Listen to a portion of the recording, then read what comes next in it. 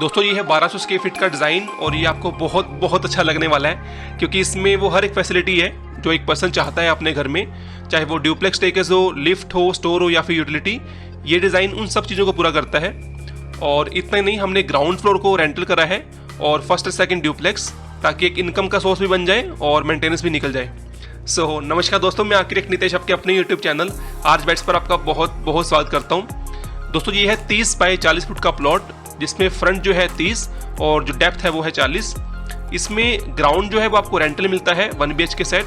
First और second दोनों duplex है, जहाँ पर फर्स्ट में सिंगल बेडरूम है, सेकंड पर भी आपको 2 बेडरूम मिल जाते हैं। तो ओवरऑल अगर हम देखें घर में टोटल 4 बेडरूम्स आपको यहाँ पर देखने को मिल जाएंगे। बाकी वेंटिलेशन के लिए हमने लेफ्ट, राइट और पीछे की तरफ सेटबैक्स दे रखे हैं, वहाँ से इसकी सर्कुलेशन होती है। 1.5 फुट आपकी प्रॉपर्टी से है, 1.5 फुट नेबर की प्रॉपर्टी से, टोटल 3 फुट है। मोर देन सफिशिएंट है एक लाइट को पास होने के लिए या फिर एयर की सर्कुलेशन के लिए। और ये इस प्रोजेक्ट की डिटेल्स हैं, आप एक बार इसे गो थ्रू कर लेना ताकि covered area and estimated price के बारे में आपको आइडिया लग जाए। और प्लान के लिंक्स वीडियो के डिस्क्रिप्शन में है, अब वहाँ पर जाकर इसको पेन डाउनलोड कर सकते हैं। और अगर इसका एलिवेशन आपको अच्छा लगा है तो वीडियो को लाइक जरूर कर देना। और अब चलते हैं इसके मेन गेट की तरफ और देखते हैं ग्राउंड की पार्किंग, जहां पर 16 फुट 6 बाय 32 फुट की एक बड़ी सी पार्किंग मिलती है, जहां पर 1 या 2 नहीं टोटल 3 गाड़ियां पार्क कर सकते हैं सेटबैक्स के साथ। इसके अलावा आपको एक टोटल 1 BHK पोर्शन मिलता है जिसको आप रेंटल करेंगे। तो फिलहाल हम ड्राइंग एरिया में हैं, जो कि है 10 फुट 8 बाय 10 फुट का। इससे आगे चलते हैं तो पीछे की तरफ आपको मिलता है बेडरूम, जो कि है 10 फुट 8 बाय 11 फुट 10 इंच का। और इसी स्पेस में आपको विंडो की तरफ एक सीटिंग मिल जाती है, ताकि वहाँ पर आप सीटिंग कुछ कर पाएँ। और उसके साथ में स्टडी टेबल, जहाँ पर आपको स्टडी वगैरह भी कर पाएँ। इवन आप चाहें तो वार्डरोब भी स्पेस में दे सकते हैं, बट इससे भी बढ़िया चीज़ ये है कि हमने ड्रेसर भी प्रोवाइड करा है इस एरिया को, जो कि है 6 फुट 8 बाय 5 फुट का। और उससे आगे कनेक्टिविटी होती है अटैच टॉयलेट की, जो कि है 8 फुट बाय 5 फुट का।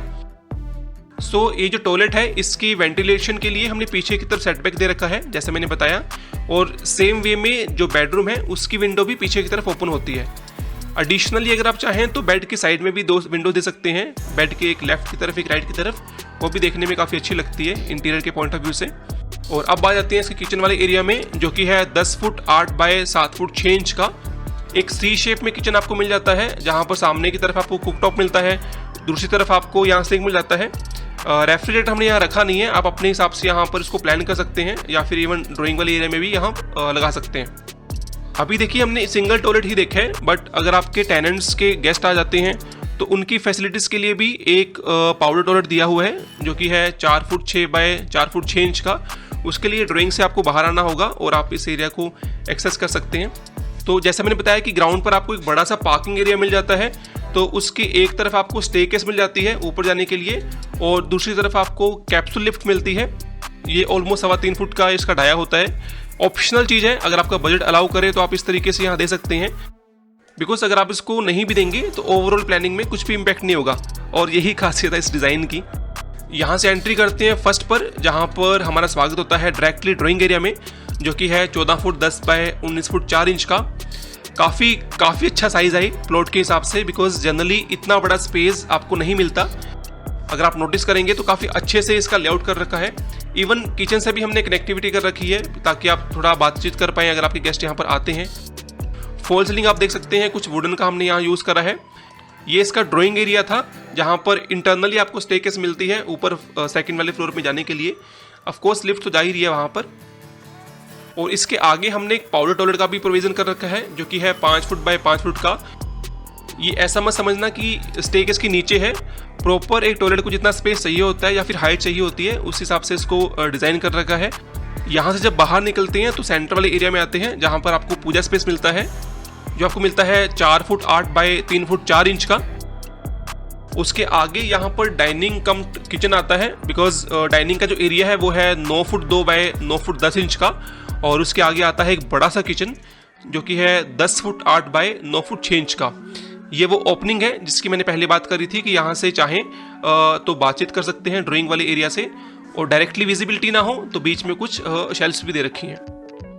अगर आप देखेंगे तो एक ब्रेकफास्ट काउंटर भी आपको यहाँ मिल जाता है, और जो रेफ्रिजरेटर है वो डाइनिंग वाले एरिया में आ जाता है। यूटिलिटी के लिए भी हमने डाइनिंग से एक स्लाइडिंग डोर दे रखा है जो बाहर की तरफ देखता है। और ये है इसका बेडरूम नंबर 2 या फिर इस फ्लोर का बेडरूम नंबर 1, जो कि है 10 फुट 8 बाई 13 फुट 10 इंच का। एक काफ़ी अच्छा स्पेस है बेडरूम के हिसाब से। इवन बेडरूम के अंदर भी आपको वार्डरोब मिलती है और अलग से भी हमने एक ड्रेसर दे रखा है जो कि है 4 फुट 8 बाई 5 फुट का। ड्रेसर के साथ आपको एक बड़ा सा टॉयलेट मिल जाता है जो कि है 9 फुट 8 इंच बाय 5 फुट का। और जो वेंटिलेशन है वो अगेन पीछे वाले एरिया से होती है।